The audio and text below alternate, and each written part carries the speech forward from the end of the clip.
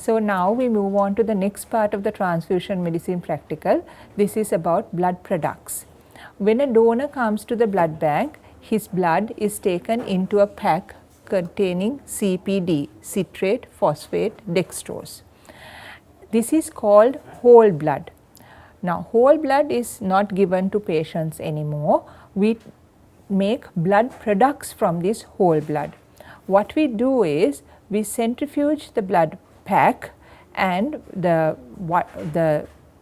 when you centrifuge it, the red cells get deposited at the bottom and the plasma separates on the top. We siphon off the red cells and we into a separate bag, and that is called red cell concentrates or packed red cells. From the top, we take the platelet rich plasma and we spin it again and separate out the platelets to make platelet concentrates. Rest of the plasma, we snap freeze it within 6 hours of starting the process to make FFP, fresh frozen plasma. Once FFP is made, we can thaw the FFP or defreeze it. So once we are thawing it at a temperature of about 4 degrees, some of the clotting factors will get dissolved and some of the clotting factors remain as a precipitate. So we can siphon off these clotting factors which are in a precipitate and we make cryoprecipitate. So the factors that are in the cryoprecipitate portion of this preparation is factor 13, factor 8, von Willebrand factor, fibrinogen, etc.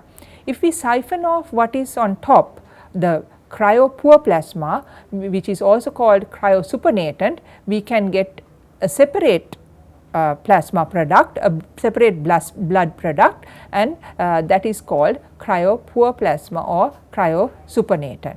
Now cryoprecipitate again is frozen and cryosupernatant again is frozen. So FFP, cryoprecipitate and cryosupernatant are stored in deep freezers at -30 or less, and they can be kept for about 1 year.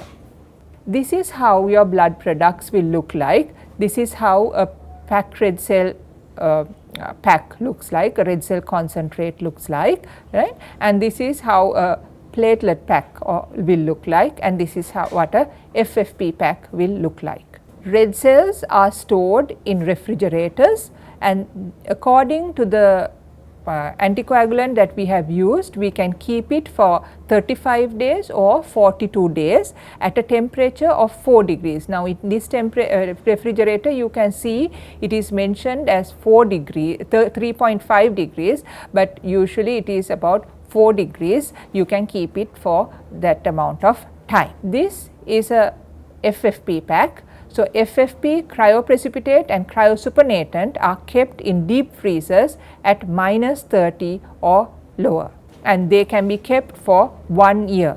These are platelet packs. They are kept on platelet agitators, and they can be kept at temperatures of 22 degrees, that is your normal AC temperature, and they have a lifespan, a shelf life of 5 to 7 days at this 22 degrees centigrade.